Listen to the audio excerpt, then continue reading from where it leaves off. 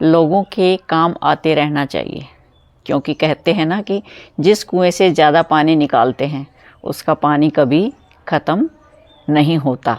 यह ज्ञान बांटते रहिए, बांटने से ज्ञान बढ़ता है, घटता नहीं है, और हम भी बहुत कुछ सीखते हैं।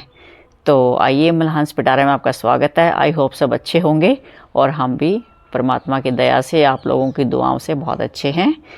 तो बात उस समय की है जब गौतम बुद्ध के शुरुआती दिन थे, अपने आप को अपने से जोड़ने के लिए शांति की खोज में जब निकले हुए थे। तो अपने शांति की खोज में जब निकले हुए थे तो अपने शिष्यों के साथ वो जा रहे थे, और वो ज़्यादातर ऐसी जगह पर अपना डेरा डालते थे कि जहाँ आसपास पानी हो।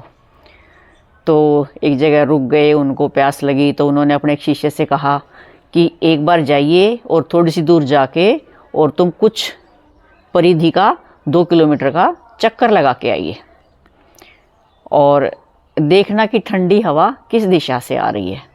तो एक शिष्य को भेजा, शिष्य थोड़ी सी देर में 2 चक्कर लगा के और वापस आ गया। तो शिष्य ने बताया कि गुरुजी, उत्तर दिशा से जो है वो बहुत ठंडी हवा आ रही है।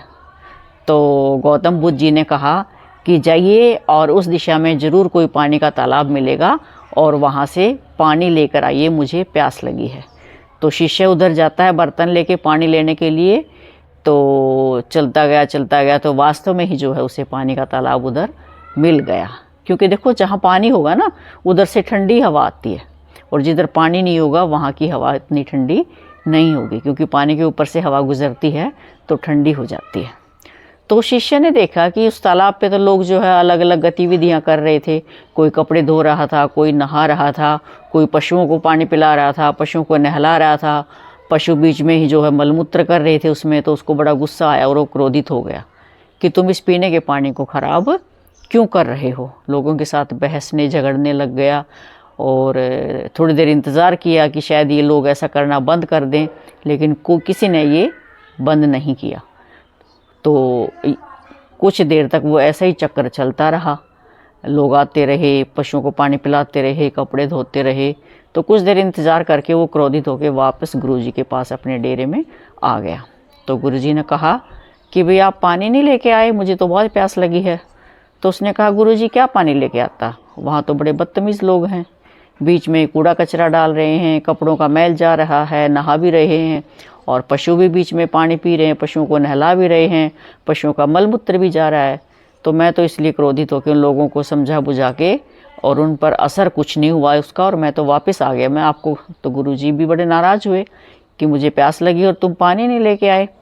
तो शिष्य ने कहा कि मैं आपको गंदा पानी कैसे पिला सकता था।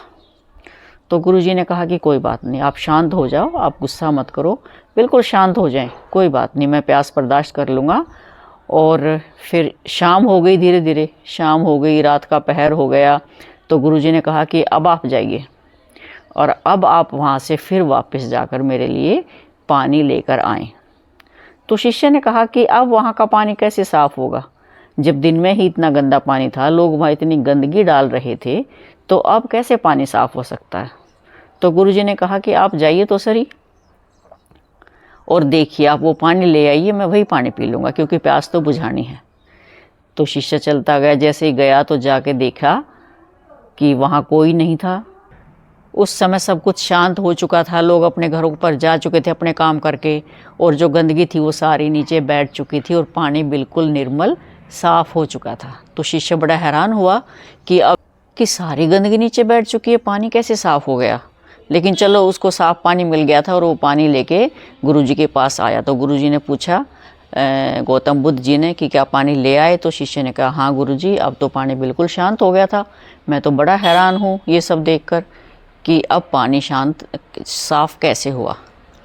तो गुरुजी ने बताया कि सब लोग वहाँ से चले गए थे, पानी में हलचल करने वाला कोई नहीं था, और जब सब कुछ शांत होता है तो शांति आ जाती है। तो जैसे पानी शांत था, लोग वहाँ से चले गए, तो वो धीरे धीरे गंदगी सारी नीचे बैठ चुकी, और पानी एकदम से साफ़ हो गया। यही हमारे विचारों का है कि हमारे विचार भी ऐसे ही दिमाग में, अगर हम अपने दिमाग को घुमाते रहेंगे, नेगेटिव थॉट्स रखेंगे, उस फलाने मेरे को ये कह दिया, उसने मेरे को ये क्यों कह दिया, और हम अपने दिमाग को घुमाते रहेंगे, परेशान रहेंगे, तो हमारे दिमाग में भी उथल पुथल मची रहती है। इसलिए हमें अपने दिमाग को, विचारों को शांत रखना चाहिए, और शांत मन से ही हम अच्छे निर्णय ले सकते हैं, कुछ फैसले कर सकते हैं और आगे बढ़ सकते हैं। तो हर चीज़ को समय दीजिए। कोई भी परेशानी आती है, कोई दिक्कत होती है, संघर्ष होता है, शांत हो जाइए, उसको समय दीजिए, ठहराव दीजिए, हर चीज़ सेटल हो जाती है।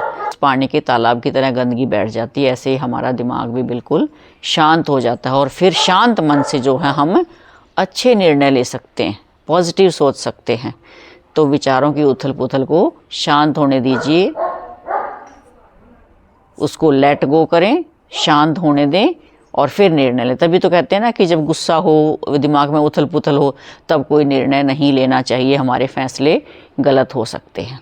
तो इस कहानी से हमें बहुत बड़ी सीख मिलती है। आई होप आपको स्टोरी अच्छी लगी होगी, और अगर स्टोरी अच्छी लगे तो लाइक कर देना, कमेंट भी कर देना, और जिन्होंने चैनल को सब्सक्राइब नहीं किया हो प्लीज़ चैनल भी सब्सक्राइब कर लें। मिलते हैं फिर एक और ऐसी ही मोटिवेशनल वीडियो के साथ। Thank you.